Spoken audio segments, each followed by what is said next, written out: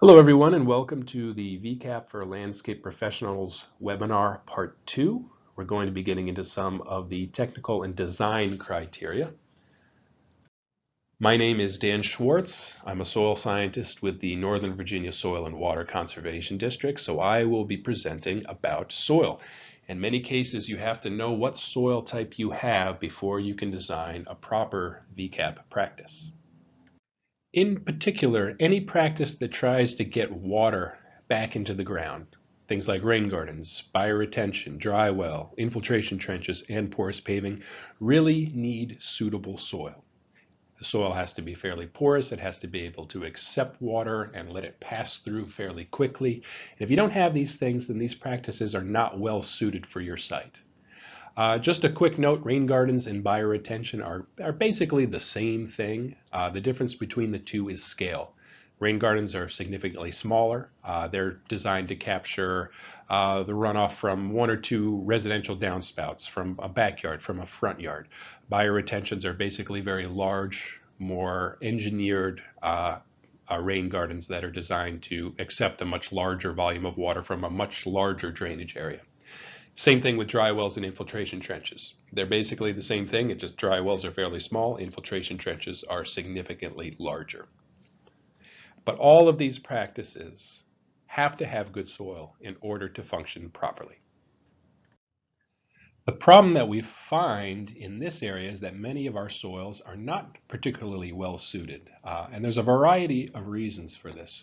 One of the most common is density.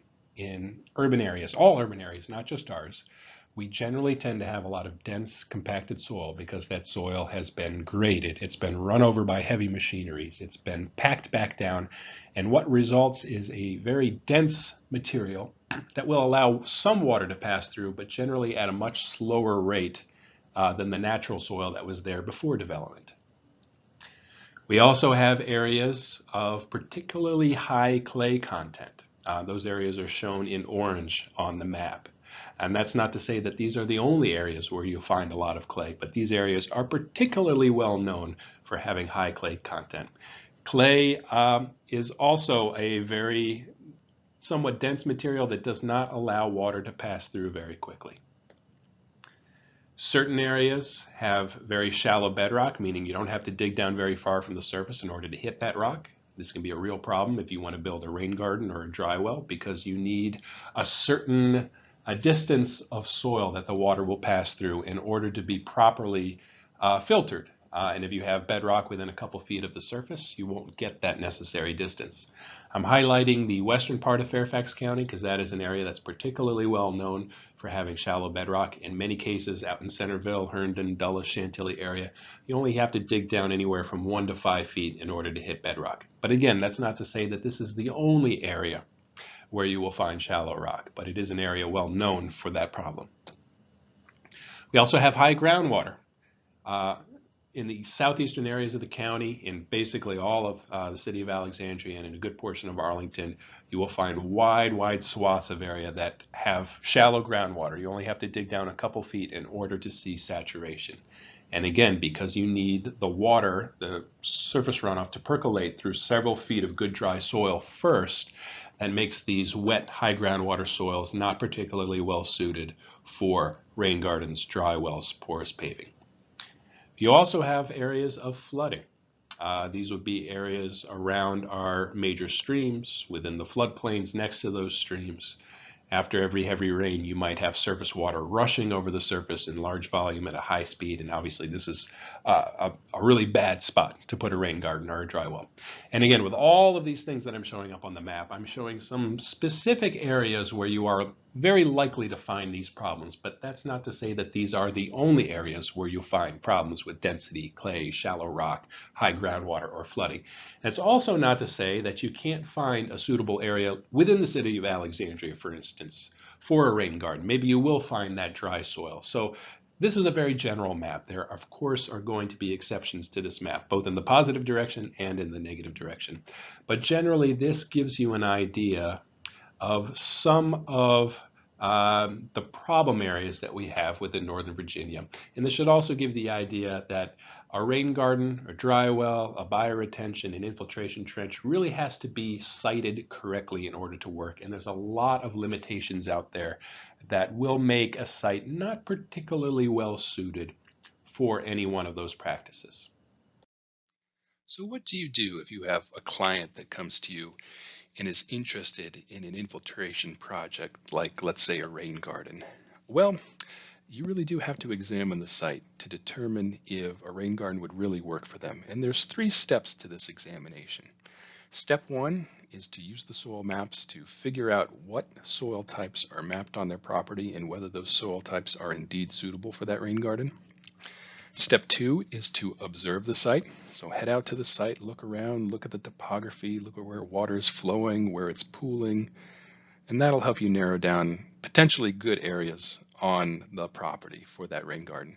And then finally, there's step 3, field verification. Once you've narrowed down those potentially good areas through observation, you need to start digging. Pull out the shovel, pull out the auger, pull out the post hole digger, and actually take a look at the soil in the field to see if it truly is suitable for that rain garden. You'll notice I put a big asterisk next to the title of the slide.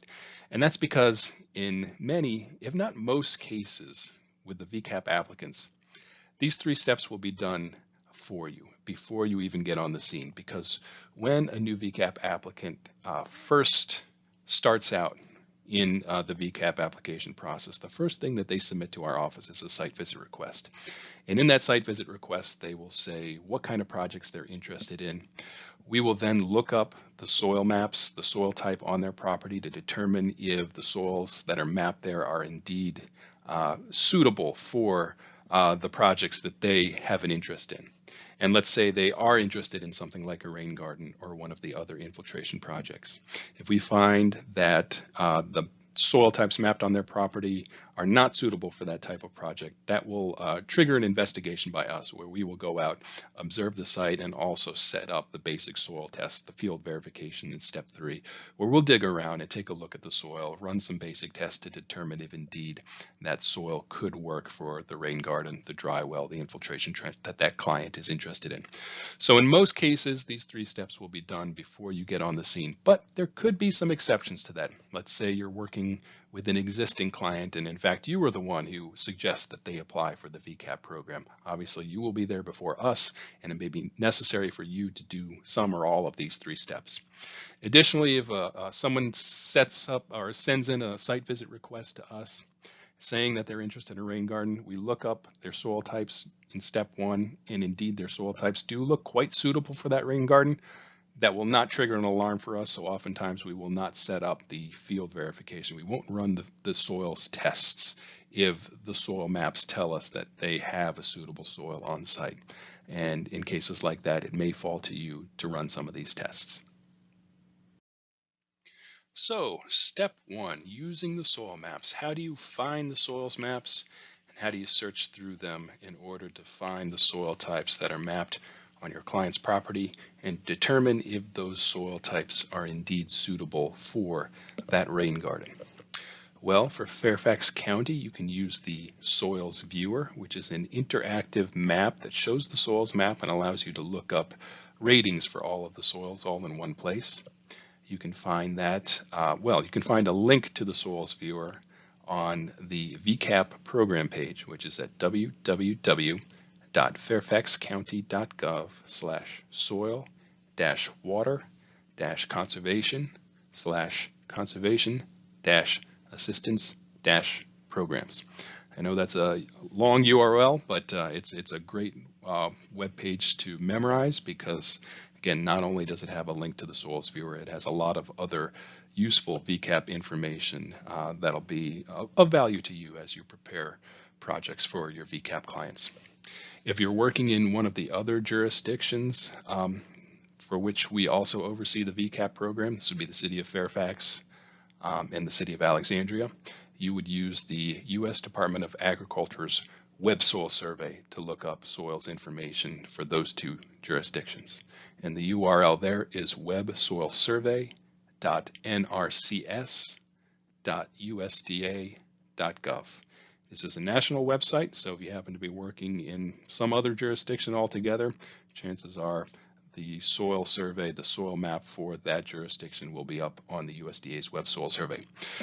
The Web Soil Survey does include a soils map for Fairfax County, but that soils map is slightly different than the one that you'll find on the Soils Viewer. So I would really recommend you use the Soils Viewer when looking up soil types in Fairfax County. If you click on the URL for the VCAP program page, this is where you will land. And what you want to do is scroll down a little bit to the helpful resources list towards the bottom of the page. This is where you'll find, amongst the many resources listed, the link to the Fairfax County GIS mapping resources right here. We'll click on this, and this will bring up a whole variety of maps that you can use and interact with, but of course the one we're interested in is the Soils Viewer. All these are listed alphabetically, so we simply need to scroll down to the S's. Here we are, there's the Soils Viewer. Click on that. It'll pull the app up. Here's our landing page, which tells you a little bit about it. We'll click OK and get out of there. Basically, what you want to do at this point is type in the address for your client in the top left here. I'm going to use as an example the Government Center complex.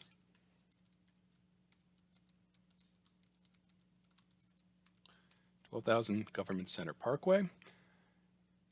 You can hit the little magnifying lens here or find the address in the drop-down menu, and it'll zoom right into there. And here we are at the Government Center. What you'll see on this map as I scroll around, all the red lines, the thick red lines, those are the various soil types. So those red lines are actually the boundaries of the various soil types. Let me close out of this, minimize that. So you see we got soil type 102 right here. We got soil type 39C. We got soil type 93B. So next what you want to do is zoom to the area that you are proposing as the site for that rain garden. Let's say, just for the sake of argument, that we were going to put a rain garden just below the driveway here. So right about there. When you click on the map, it'll bring up a series of little data tabs. Some of these will be the soils data that you are looking for. Some of them will not be. In this case, it brought up the general parcel report first. I'm not interested in that, but you can see this is 1 out of 4 pages of data tabs. So all you have to do then is just click this little arrow at the top, which will take you to the next. Here's our soils information. So if you don't see the soils information immediately, just click on one of those arrows at the top of the tab, and it'll eventually take you to the soils page. So this is telling us that the soil type is 30A. That's the alphanumeric legend code. It doesn't tell us much. But how you figure out what that soil type is then you click on the More Info button, the Description and Interpretive Guide to Soils. This will take you to a PDF that has a description of all the soil types mapped in Fairfax County, including soil type 30A. It'll have ratings tables, suitability tables, as well as just a little paragraph description of each of the soil types. And we will click on that in a second, but the first thing I wanted to show you was the soil property rating down here. We can click on the little arrow next to it,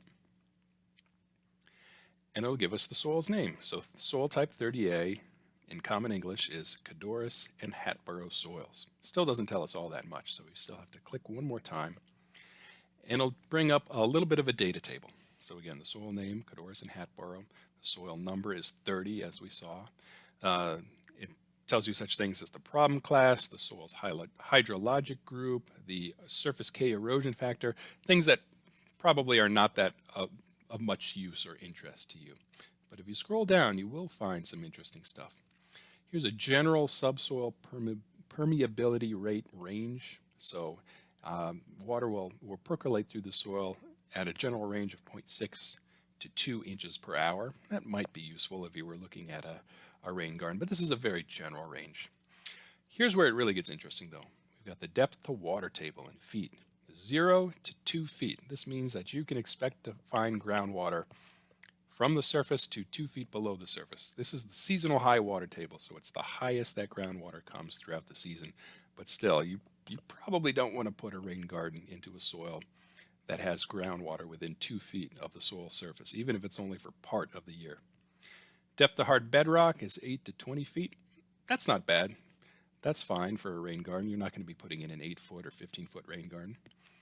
The soil drainage, though, is poor. The suitability for septic drain fields is poor. The suitability for infiltration facilities, all listed as poor. These don't give you a lot of detail. They're qualitative ratings, but I think they're very important. Obviously, suitability for infiltration facilities is the most important if you're designing a rain garden. But what makes an infiltration facility work also makes a septic drain field work, also is good for soil drainage. So if soil drainage, suitability for septic, and suitability for infiltration projects are all listed as poor, that's a lot of red flags right there. So that's telling you quite a bit. Let's go back and go to this other link, the description and interpretive guide to soils. Now, a lot of what we find here will be repeats of what we just saw in that little data table that we pulled up on our data tab. But here you can get that information and a bit more. So this will take you to a pretty long PDF, which again is called the Description and Interpretive Guide to Soils in Fairfax County.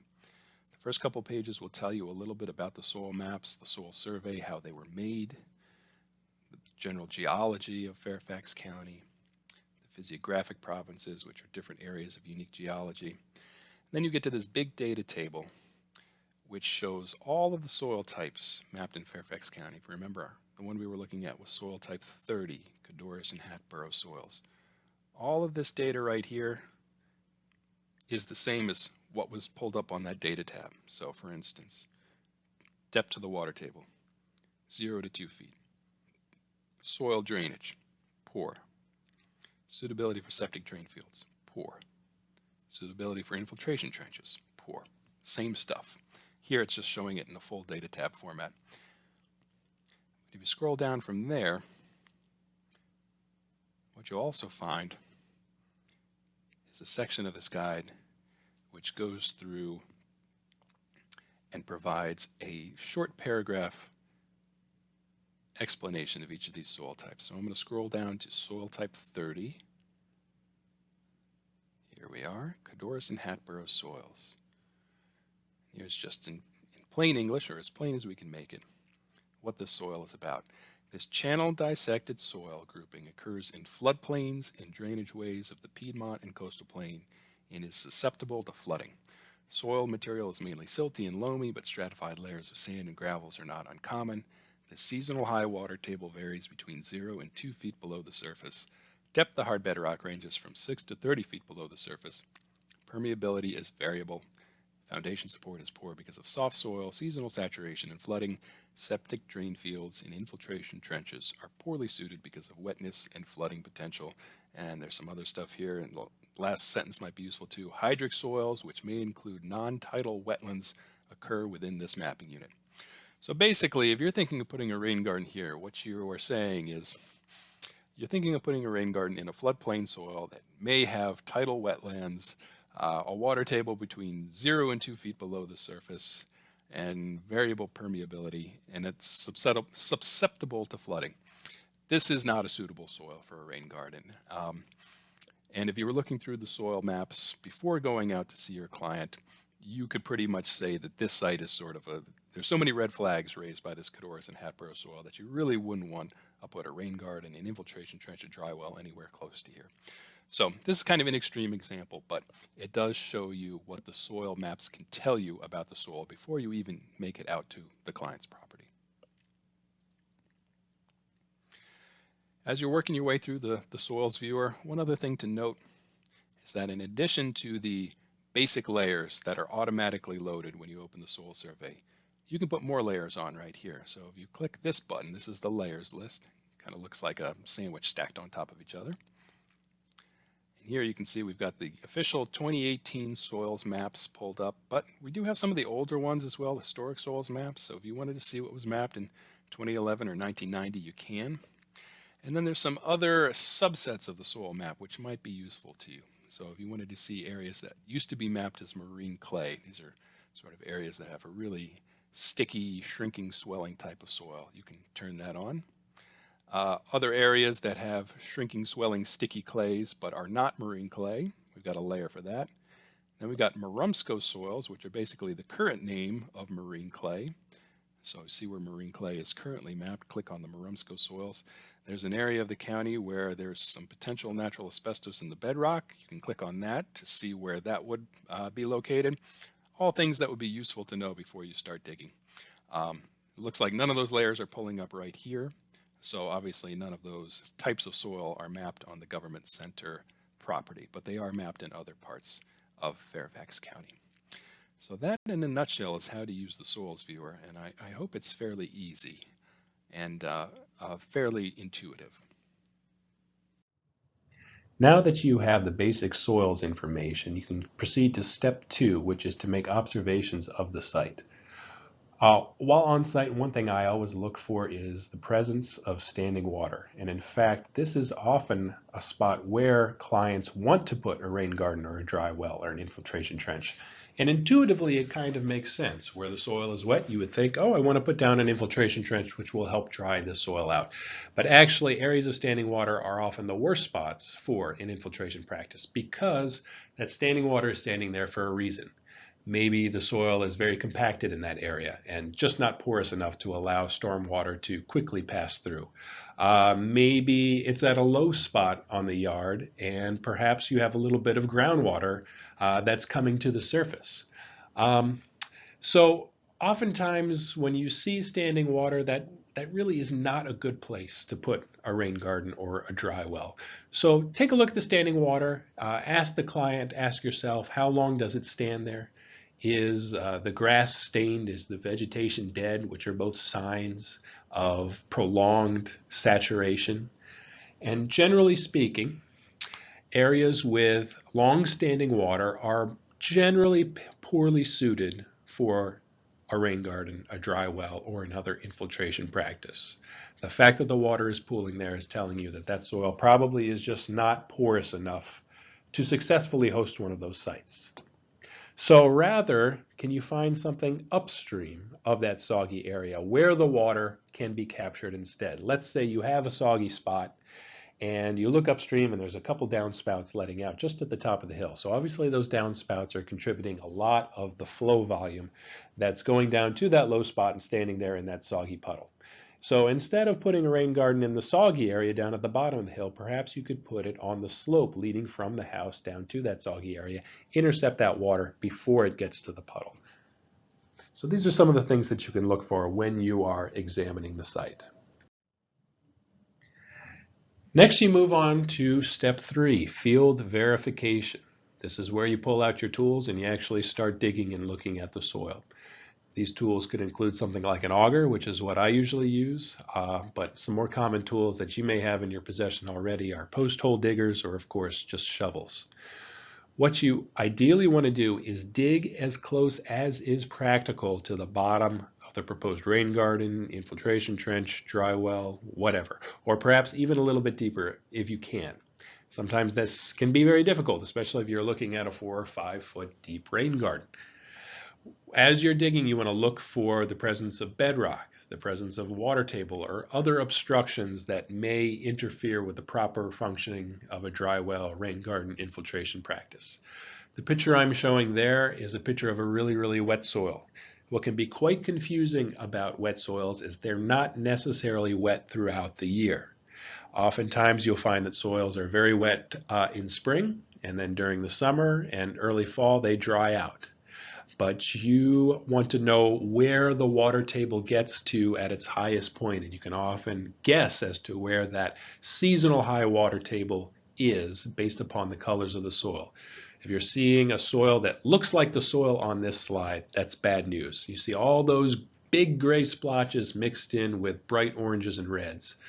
Gray splotches mixed with oranges and reds is a sure sign of a soil that is saturated for a good portion of the year. So even if you dig up a soil that looks like this, and the day that you're looking at it, it's bone dry, what the colors of this soil are telling you is that during a good portion of the year, perhaps even up to 4 or 5 months worth, that soil is underwater. That depth of soil is saturated. This can be a fairly tricky thing to do if you haven't done soil analysis before, but you're basically looking for those gray splotches mixed in with oranges and yellows. The grayer the soil gets, the wetter it is for a longer period of time. You have to be practical with this analysis as well too. Your client probably doesn't want you to dig a 5-foot hole in their front yard with a shovel just to see how good the soil is. So dig as deep as your client will allow, as deep as your time will allow as well too. The other option is you can also call me to set up the soils test. And in many cases, this soil analysis is done earlier on in the VCAP application process before the client even starts looking for a contractor. Generally speaking, our staff here at the Conservation District, are the first people to go out to the client's property. If they're thinking about a rain garden and they have soils that look like they might be marginal based upon what we're seeing on site or through the soils maps, a lot of times I will do these tests beforehand. So you'll have this data, your client will have this data, and you won't have to do it. But every now and then you may be called upon to do this analysis yourself. Moving on to part 2 of the field verification. That is the infiltration test. The infiltration test is a simple test that measures the capacity or the ability of the soil to soak up water. And it is a mandatory test for all VCAP infiltration projects. If an applicant is sending in an application to VCAP for a rain garden, for a dry well, for porous paving, for any of the other infiltration projects that VCAP can fund, somewhere within that application, we need to see the infiltration test data. And we have some example data shown over on the right-hand side. The way you set up an infiltration test is fairly simple. You dig a small hole in the area where the rain garden, dry well, whatever is going to be located. You fill that hole up with water, and then you measure how quickly that water drops or dissipates or soaks down into the soil. Obviously, you want that water to soak away at a fairly good rate. It shows that the soil is capable of taking in and transmitting that water efficiently. If the infiltration rate is very slow, that could be a real problem and possibly an indicator that the site that you have chosen is not suitable for that rain garden, for that other infiltration project. So looking at that test data, the first column we see there is the time in hours. This was a test that took place over 4 hours, pretty long, but not unusually long for some of the data that we see come in. Because it does take a while, even though it's a simple test, it can be a lengthy test. A lot of times what we see is the contractor will set up the test for the homeowner, but the homeowner will be the one who takes the actual data measurements. Unless you really want to sit there for 4 hours, which of course you're welcome to do, but obviously you guys are all fairly busy and you probably have other things to do. So if you want to have the homeowner do it, not a problem at all. Anyway, this test again occurred over a 4-hour period. If we look at the next column, that's the measurement, M in inches. That's really the heart of the test right there. That is showing the distance from the top of the hole to the surface of the water. So at hour 0, the water was sitting a little over 5 inches below the top of the hole. At hour 1, it had dropped to a little over 9 inches. At hour 2, 12.25 inches. At hour 3, it had dropped to 16.5 inches below the top of the hole. So this water is dropping and dissipating fairly quickly. The next column is the drop, D in inches, and this is basically just subtraction from the measurement data. So hour 1, the data was at 9.125 inches. At hour 0 is 5.125 inches. How much did that water drop between those two? Take 9.125, subtract 5.125, and you see that the water dropped 4 inches over that first hour. Slowed down a little bit in the second hour to 3.125 inches, then went back up to 4.25, and then back down to 3.75, but staying fairly consistent in 3 to 4 inch range. And then that last column there is the infiltration rate, which we like to see reported as inches per hour. In this case, there's no calculation need to be done at all because each measurement was taken on the hour, every hour. So the first drop that we saw between hour 0 and 1 was 4 inches. Since it was done over an hour, the infiltration rate there is 4 inches per hour. What we want to see reported in the VCAP application is the average rate. So in this case, the average would be 3.8 inches per hour. And that is an excellent rate, to be honest. That's a very, very good rate, probably higher than what you'll see in most soils around here. Oftentimes what you find when you're conducting an infiltration test is that the infiltration rate begins to drop as the soil gets wetter, as it gets more and more saturated the longer the test goes on, and eventually you reach sort of a low, steady state.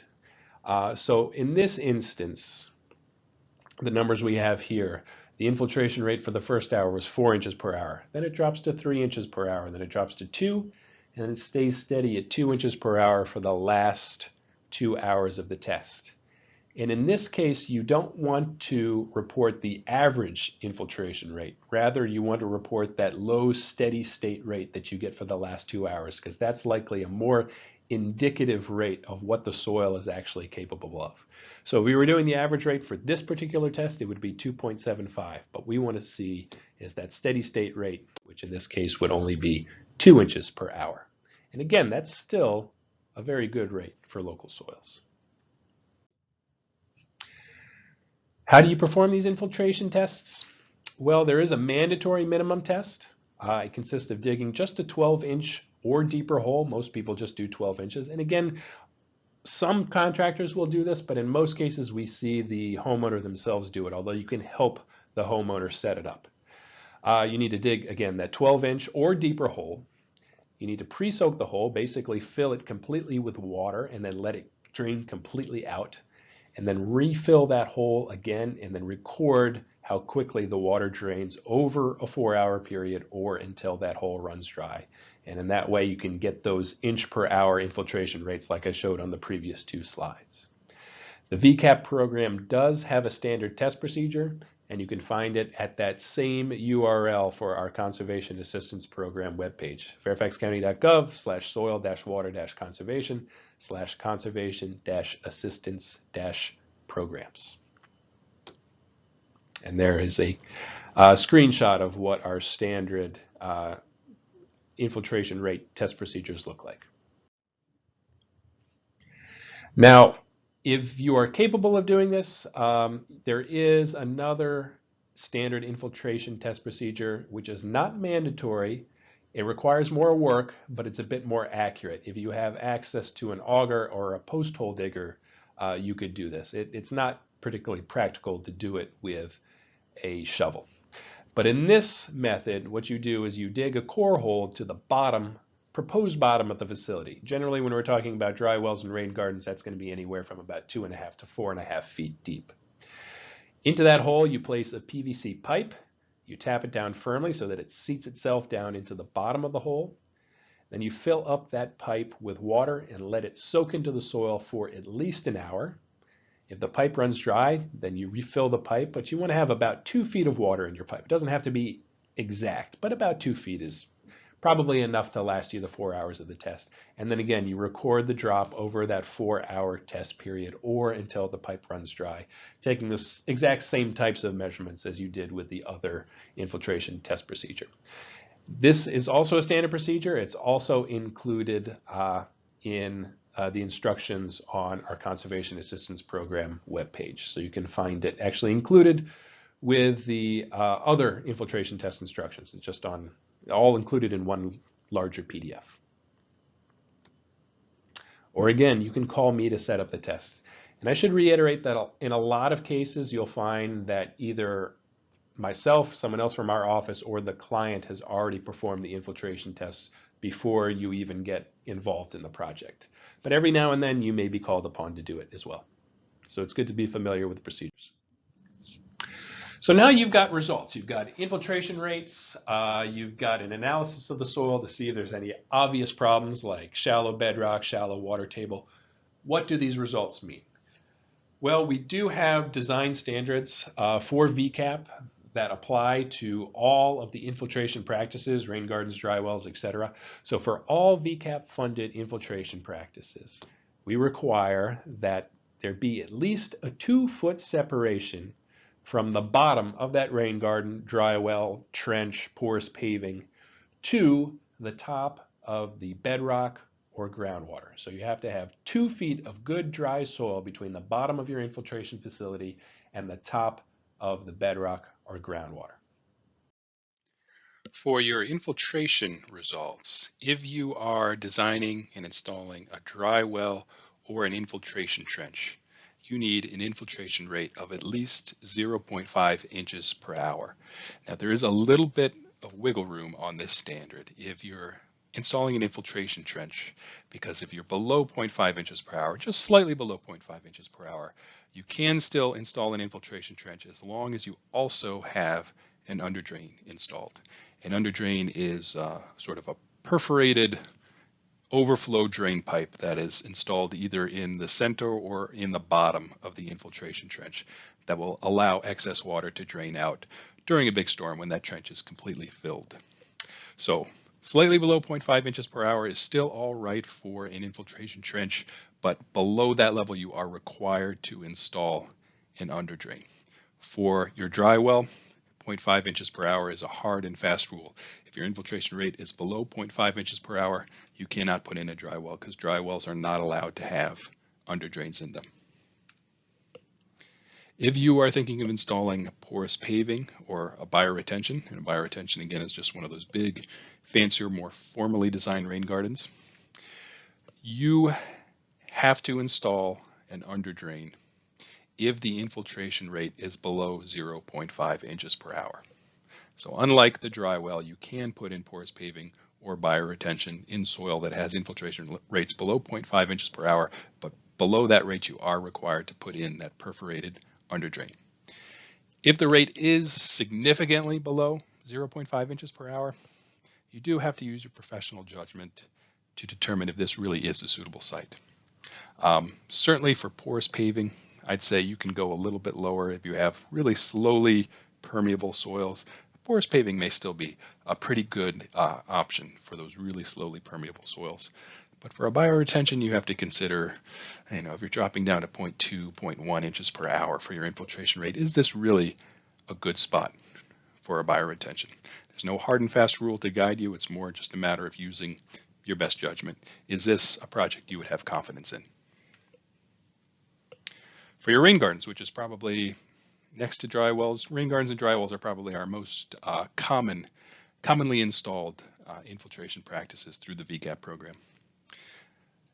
If your infiltration rate is greater than 0.5 inches per hour, the only thing you are required to do at a minimum is mix in or amend compost into the natural soil. So basically you dig out the ponding depth at the top of your rain garden, you have the natural soil below that, you till in, mix in compost to that natural soil to make it a little bit more permeable. And that's if the infiltration rate is greater than 0.5 inches per hour. If your infiltration rate is between 0.5 and 0.25 inches per hour, for a rain garden at that point, you do then need to excavate out the natural soil, the native soil that's in place, and replace it with engineered rain garden soil media, the commercially available rain garden soil media that you can buy from quarry companies or some of the larger nurseries around here. That stuff is very, very sandy. It generally has a very, very high infiltration rate, and you will need, again, that engineered soil media as a requirement for any rain garden site that has an infiltration rate between 0.5 and 0.25 inches per hour. If you're getting infiltration rates that are really low, less than 0.25 inches per hour, you will need an engineered soil media and an underdrain. Both of those are requirements for those really slowly permeable soils. Or again, at this point, use your best professional judgment and consider if this really is a good location for a rain garden. If you're getting 0.1, 0.2 inches per hour, is that a site where you really should be putting a rain garden? Perhaps the answer is yes, but certainly ask yourself that. I mentioned these requirements. These are the minimum requirements. So for instance, if you have a site where the infiltration rate is above 0.5 inches per hour, you are required to put in compost amendments at a minimum. But if you want to go beyond those requirements, you can. If you wanted to excavate that soil and replace it with the engineered soil media, certainly you can do that, but you're not required to do that. What's shown on this slide are the requirements that kick in at each of these different infiltration rate ranges for the rain garden. And lastly, we have the dry swale. You may not be familiar with this one. It's not a project that has been too common through VCAP. We've seen a couple installed in the last year or so, and their popularity seems to be increasing. So it may be something that you see in the future, or maybe something that one of your clients mentions to you in the future. A dry swale is basically a long linear rain garden that is meant to both soak up rainwater but also convey stormwater from one point to the next. And it often has a few check dams along its length to help pool stormwater and allow it to soak down into the ground. If you're considering a dry swale and your infiltration rate is greater than 0.5 inches per hour, the only thing you're required to do to the soil at that point is to mix in compost amendments. So take the natural soil, till in compost to make it a little bit more porous. That's your only requirement at that point. If your infiltration rates are less than 0.5 inches per hour, then a dry swale requires engineered soil media and an underdrain. So you'll have to excavate and remove the natural soil, bring in that sandy engineered rain garden soil mix that you buy from a local supplier, and put an underdrain down towards the bottom of the practice as well, to a perforated underdrain. And again, if the infiltration rate is significantly below 0.5 inches per hour, 0.1, 0.2 inches per hour, something like that, you do have to consider whether this is the right location soil-wise for that dry swale. Whether it's a dry swale or any of the other infiltration practices that I mentioned previously, a continuing theme is always rely on your good professional judgment. So I've given you sort of the basic minimum requirements for designing and installing these practices in soils of differing infiltration rates. But if the site is making you nervous, if the infiltration rate is so low that you just don't have confidence that a rain garden, a dry well, a dry swale, an infiltration trench would work well in this site, if some red flags are raised, then by all means, bring that up with your client that you don't think this is a suitable soil for what they are trying to install.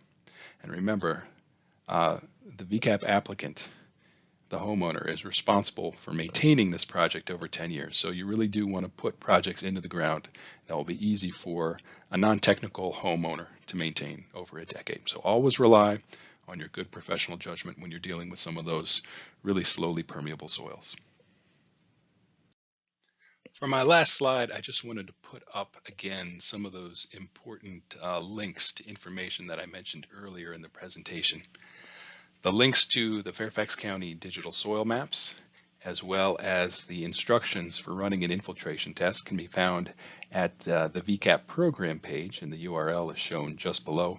I should also mention that all of the infiltration test minimums and the design specs that kick into place as a result of those minimums, that's also summarized on the infiltration test instruction PDF. So if you can't remember whether you have to put in an underdrain or not because you have a 0.6 inch per hour infiltration rate on your potential rain garden site, again, that information is included with the infiltration test instructions all in one PDF.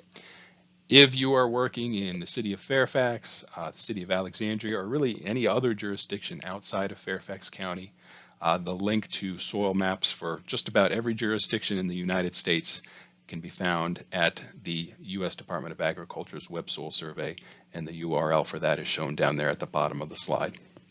And finally, if you happen to be out at a client's property and there's something about the soil there that is just puzzling you or you can't quite figure out, by all means, feel free to contact me and I will do my best to help. My email is there, dan.schwartz@fairfaxcounty.gov, and my desk number is 703-324-1422. So feel free to send those difficult soil questions my way and I'll do my best to answer them. In this final section of the VCAP training video, we're going to discuss some of the VCAP practices, what their requirements are for the program, and what information you need to provide to your client to have a complete and successful application. This information can be found in the Landscape Professional's Guide to VCAP on our website, and in that guide you will also find some construction checklists for each practice that may be helpful to follow. Before we get started, let's talk about what a BMP is. To put it very simply, a BMP is a method of managing stormwater that reduces runoff volume and pollutant levels in our streams, rivers, and the Chesapeake Bay. States in the Chesapeake Bay watershed have to meet total maximum daily load goals, and BMPs are one way to do that. VCAP helps to incentivize property owners to install these projects to improve water quality. Installations do need to meet certain specifications, and that is why we need so much detail in these applications. There are 12 BMP types that are eligible for cost share through VCAP. We're going to go over 6 of them in more detail, as these are the most common practices installed in Northern Virginia. More information about the requirements for the other 6 can be found on the Virginia Association of Soil and Water Conservation Districts website in the VCAP manual. There are also some training videos available for each practice type. In several of these practice overviews, you might notice the mention of pretreatment devices. Pretreatment is a necessary component of many stormwater BMPs. Pretreatment techniques protect a BMP from the buildup of trash and sediment and dissipate the energy of water as it enters the practice. If a particular stormwater BMP is sensitive to buildup of fine sediments, or if the drainage area will produce a lot of sediment, such as those from a pervious surface, then pretreatment is required. There are 3 main types of pretreatment: dissipators, settling devices, and screens or filters. Settling devices and dissipators are usually installed at the point where the runoff enters the BMP, while screens or filters are most often located on the downspouts. The diagram on the right shows some examples of downspout devices. The first practice we are going to look at is permeable pavement. This practice is meant to help manage impervious surface runoff by removing an impervious surface and replacing it with a pervious surface. It can also be designed to capture additional runoff from a nearby roof downspout by providing additional storage depth in the reservoir. There are a few options of pavement that can be used, though the most common we see in the program is permeable interlocking concrete pavers, which are shown in the photo at the bottom. This permeable pavement driveway replaced an asphalt driveway that was shedding runoff toward the street and into a nearby storm drain, which then carried the runoff to a stream behind the property. Permeable asphalt, porous concrete, and grass or gravel-filled grids are also options. As you can see from the cross-section diagram, there is a gravel reservoir beneath the pavement surface. This storage area captures stormwater and allows it to soak into the surrounding soil, and is a required component regardless of the choice of the surface on the top. You should follow the installation specifications provided by the manufacturer of the paver product you are using when determining the depths of each layer and the methods of installation. As a note, throughout the program, when we talk about gravel in an infiltration practice like this permeable pavement or a dry well, we are talking about clean, washed gravel, usually number 57, but please refer to the manufacturer specifications in the VCAP manual. The cross-section you see here is an example of what needs to be provided with the design plan for the application. You can use this one or one provided by the product manufacturer, or you can draw your own, as long as you provide the layer depths to reflect your proposal dimensions. The application requirements were covered in more detail in the first video and are on the submission checklist provided to each applicant, but I'll go over each of these very quickly. The first one is a cross-section diagram with dimensions that we just saw earlier. For the infiltration test, we do need to see the individual timed measurements, not just that final number. Most of the time, the property owner is doing this test, but if you are performing it for them, please be sure to provide us that data.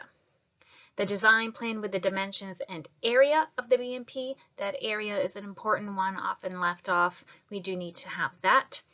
Permits, the construction sequence and timing. Soil stabilization plan, especially important if you're going to have soil that is not covered for more than just a few days. Sizing calculations with the contributing drainage area map showing pervious and impervious area being treated. For this one, you can use an aerial map and outline the contributing drainage areas, in other words, the roof or the driveway, and any pervious area that will be draining to it. We'll need that materials list, an itemized cost estimate, and a maintenance plan. On the right side are those eligible costs that can be included. Rainwater harvesting is another practice for reducing impervious surface runoff.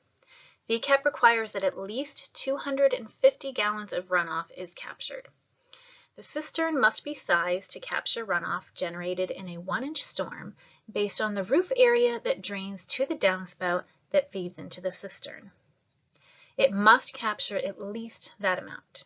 For example, if 375 gallons of runoff is produced from a roof area, you must install that size or larger of a cistern. You might have to oversize the cistern, but you cannot undersize it. The diagram on the left shows an example setup. Again, this is an example of a cross-section that we would want to see in the application.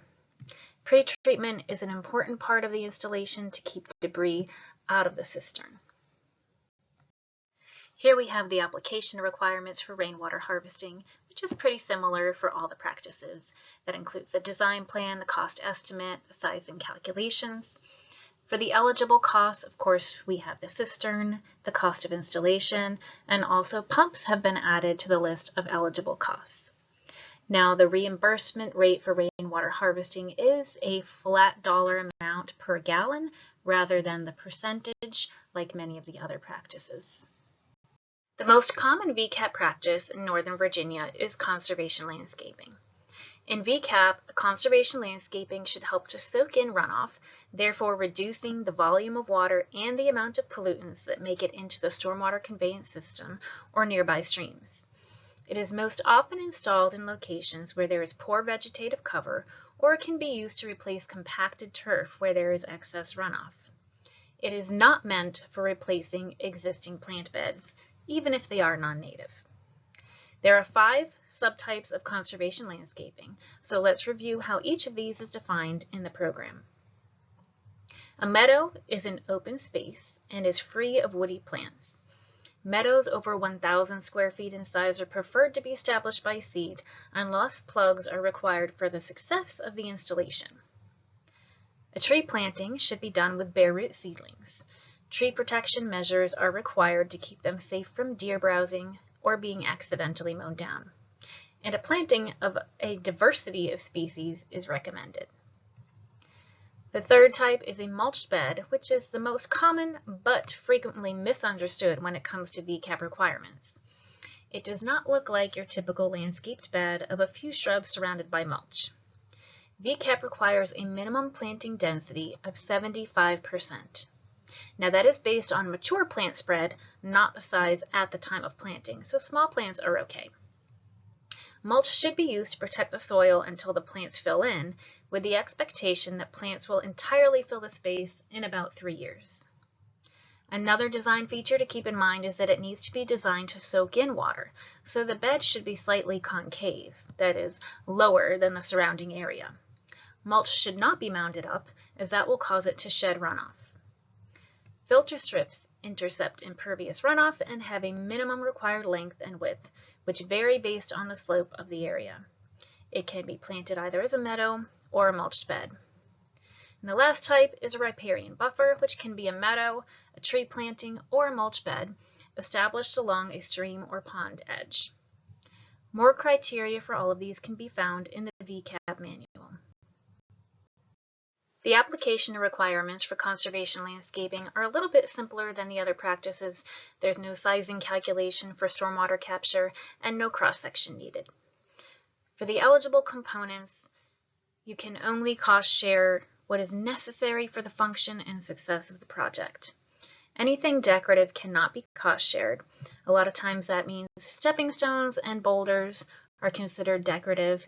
They can be in the design, but they're not a reimbursable expense. So those should be itemized in your cost estimate or removed entirely. Rain gardens are another popular practice in VCAP. A rain garden can be used to manage excess runoff or to help with erosion by providing a place for concentrated runoff to pool and soak in.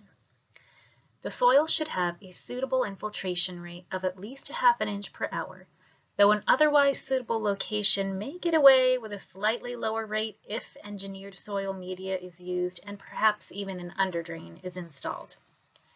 In VCAP, a rain garden should receive impervious runoff. It can be piped in directly or guided on the surface a maximum distance of 40 feet. In this first photo, roof water is piped in, but there was some expected pervious runoff coming from the lawn, so a rock pretreatment was added. This next photo also has the runoff piped directly into the practice, but it's cleverly hidden behind the shrubs. This last photo, you can see the stone at the inflow points from 2 downspouts, as well as at the 2 overflow points, protecting them from scouring. Here we have an example of a cross-section diagram for a rain garden that would be included in an application. We need to see inflow and overflow points, and whether you use a template like this one or draw your own, the cross-section must be labeled with the proposed depths for each layer. Also note that the bottom of the rain garden basin, where the mulch is in the diagram, is flat. It is not a bowl or sloped. The ponded water should be distributed evenly. If you are using our rain garden sizing spreadsheet, the calculated surface area refers to this flat bottom area. You will also notice in this diagram above the mulch layer that the side walls are sloped out, so the actual surface area of the rain garden will be larger than the bottom of the basin. Just like with the other practices, we have application requirements, the design drawing with the area, your cross-section, infiltration test results, sizing calculations, your cost estimate, materials list, and your plant list, of course, of only Virginia native plants. A dry well would be installed to treat the same types of resource concerns as a rain garden, excess runoff and/or erosion, but it provides subsurface storage and is a good option for properties that don't have enough space for a rain garden or for property owners who maybe are not so comfortable with plant maintenance. On the right is a photo of a dry well during installation. You can see the downspout inflow points, the observation well, and overflow, and in this case the storage area consisted of prefabricated tanks which are surrounded by gravel. The storage area can be just gravel if preferred, which will require it to be larger overall size due to having less void space than a tank or a chamber. The cross-section on the left is a sample. Again, we need to see where those downspouts are entering the dry well, the depths of the layers. If you have a storage tank in there, show that in there. And of course, that ever important pre-treatment area. Application requirements for the dry well are similar to those that we've looked at already. The eligible cost may include the excavation of the area, the gravel or stone used to fill the space, a storage reservoir if you're using one, piping to bring that runoff into the dry well, geotextile fabric, pre-treatment devices, the delivery costs, and seed or sod that will go over the top of the dry well once it's installed. The last practice we're discussing is less common but highly impactful, and that is impervious surface removal. Like with permeable pavement, this practice reduces runoff by converting impervious surface to pervious. That impervious surface can be asphalt, can be concrete, another hard surface like a grouted stone patio, and it can even be compacted gravel, usually referring to something that's been in place for 3 years or longer. That surface gets removed and then gets planted. It can be planted with turf, plants, or conservation landscaping. The important thing is that it must be stabilized with a planted material. It can't just be left bare. Impervious surface removal is cost shared by the square foot, but all of the items below under eligible costs can be included in your cost estimate. One thing to note for impervious surface removal is that the cost share for that is already taken into account for permeable pavement. That's because permeable pavement is replacing an impermeable surface, therefore ISR is implied. So the cost shares don't get stacked. However, if the impervious surface is being replaced with conservation landscaping, that is native plants at that 75% density, the project can qualify for both cost shares for ISR and conservation landscaping in a single application. As you learned in the first video, there are 4 sizing spreadsheets available on our website that do the hard work of the calculations for you when it comes to determining the size of an infiltration practice. It is not a requirement that you use these, but if you choose not to, you will need to provide your calculations in the design plan. Let's have a look at the rain garden sizing spreadsheet. Let's start over here with our color key. The yellow cells are our data cells. That's where you're going to be putting in some numbers. The light blue are the calculation cells. That's where the spreadsheet is going to be putting in some numbers. And the dark blue are the constant values. They are already filled in. In this case, it is our 1-inch rainstorm. So let's start off at the top. This is our contributing drainage area. In other words, our impervious surface and our pervious surface that are contributing to the rain garden. Let's say we have 500 square feet of roof area that is going to the rain garden and there's no pervious area. We have our 1-inch storm and that gives us about 40 cubic feet of treatment volume. The next section we have here is for inputting our layers of the rain garden. The first one is the mulch depth. This doesn't actually affect the size of the rain garden, but if you want to put that number in, it'll help further down in the spreadsheet where it can help to calculate your materials. So let's just say we have 2 inches of mulch. And our ponding area is next. So that depth will affect the size of the rain garden. And usually we're looking at between 6 and 9 inches in depth. So let's start out with 6. We come down here to these light blue cells. Our storage depth is 6 inches and our surface area is just under 80 square feet. Again, that is for that bottom basin of the rain garden, and that does not include the sloped out area. Again, the amended soil depth, if you have a good infiltration rate, that is what you're going to be putting in, but it does not affect the size of the rain garden. If you have a lower infiltration rate, you can add in the soil media depth and the gravel bed depth, and those will affect the size of the rain garden because they do have a little bit more space than your native soil would have. So just let's see how that looks. And that brings our sizing down quite a bit. Bringing those back to 0, just so we can see how the ponding area depth also affects the size of the rain garden. Let's say you didn't have this space to work with and you need to make your ponding area a bit deeper. If we change that to 9, that brings it all the way down to just under 53 square feet of surface area.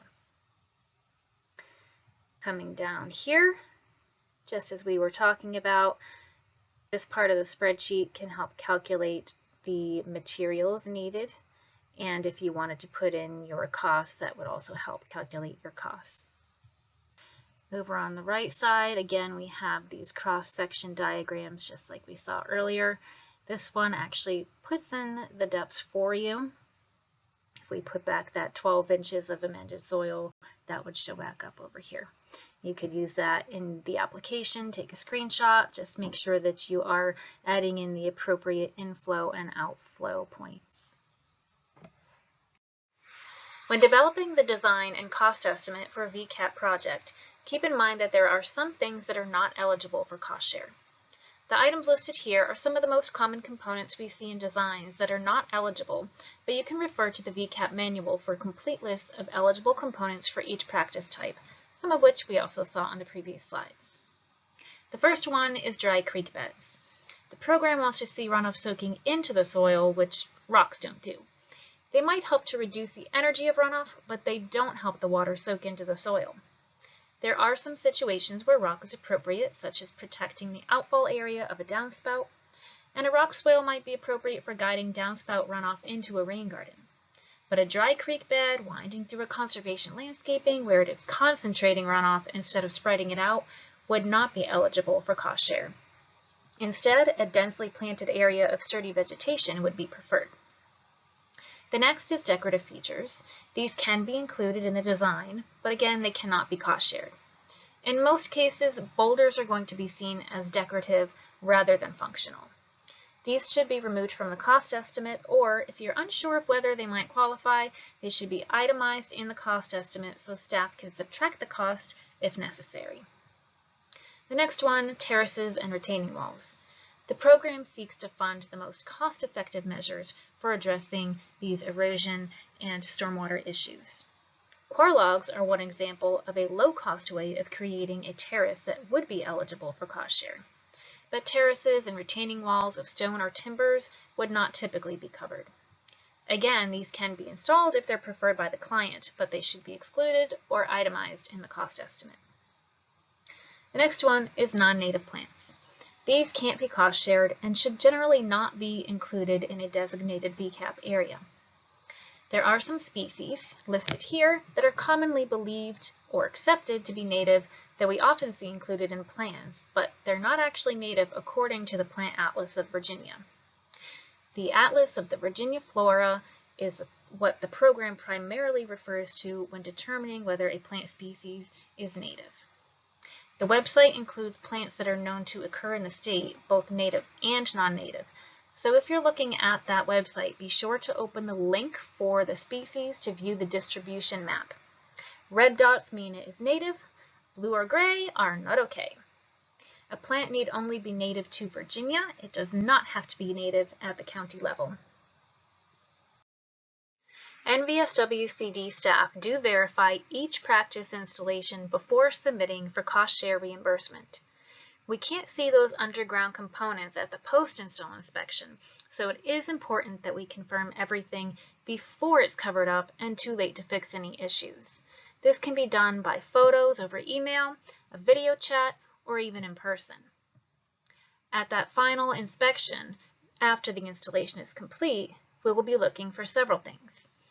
Does the installation align with the plan that was submitted? Are there any non-native plants? Is the practice functioning properly?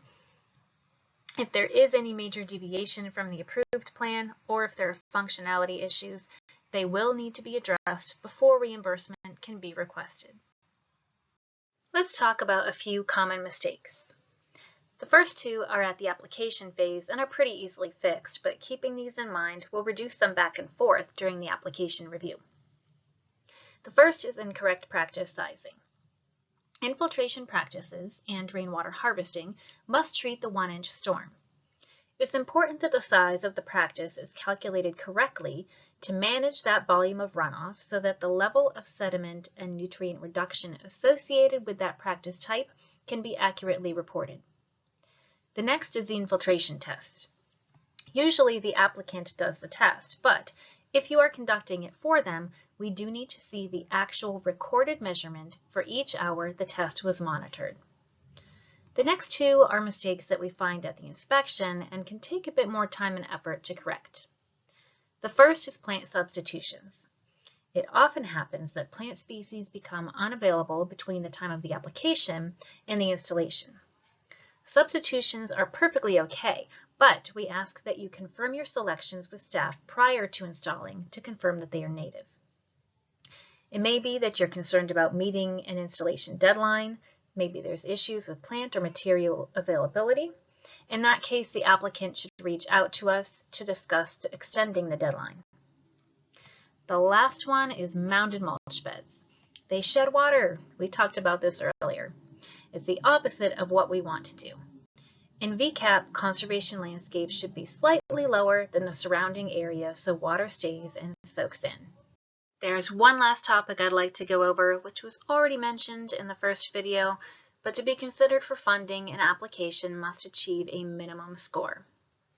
The score is calculated by adding points given for meeting objective criteria based on the impact the project would have on water quality. Most infiltration practices will meet the score without any difficulty. They capture a measurable amount of runoff. However, conservation landscaping may have some difficulty getting that minimum score. There are 4 site-related criteria that result in having a higher score. The first is the practice being within 100 or even better, within 40 feet of the stormwater conveyance system. That's the storm drain, the curb gutter, a stream. The next is treating a steep slope. A slope of 15% or more has a higher score, or mitigating impervious runoff to a slope of 15% or more also gets some extra points. Of the 3 VCAP resource concerns, erosion receives the most points and excess runoff receives the least, with poor vegetative cover being in the middle of the two. Runoff that is untreated, and what we mean by that is runoff from the property, doesn't go into a stormwater facility such as a dry pond or bioretention, also gets additional points. The last one on the list is the only one the applicant and the designer can affect, and that is the cost effectiveness. The lower the cost per square foot of the installation, the more points an application receives. If a conservation landscaping practice you are designing does not get extra points from those first few criteria I just mentioned, this is where you may need to make some changes. A larger installation at a lower cost doesn't sound like it's going to be too easy to achieve, but there are a few things you can do. They may not be your standard way of doing things, but they can help reduce the costs. The first is smaller plant sizes. VCAP has that minimum density requirement of 75% plant coverage, so you do need a large quantity of plants, but they don't have to be big. Small specimens grow quickly and they fill in nicely. Another way to reduce costs is for the property owner or volunteers to help with the installation. Now, while we cannot calculate the actual score until we have a complete plan with a cost estimate, we do know the site conditions and can have some idea of how a project will score. If you or your client contact us during the planning phase, we should be able to give you some idea of the size and cost range needed to meet that minimum score. Thanks for taking the time to learn more about the Virginia Conservation Assistance Program. This concludes our webinar training on VCAP for landscape professionals. Links to the resources mentioned in this video are in the YouTube video description. And if you have any questions, you can always reach us at conservationdistrict@fairfaxcounty.gov. Don't forget to take the quiz linked on our website and send us an email to let us know that you got a 100% score so we can add you to our list of landscape professionals that we provide to property owners after each site visit.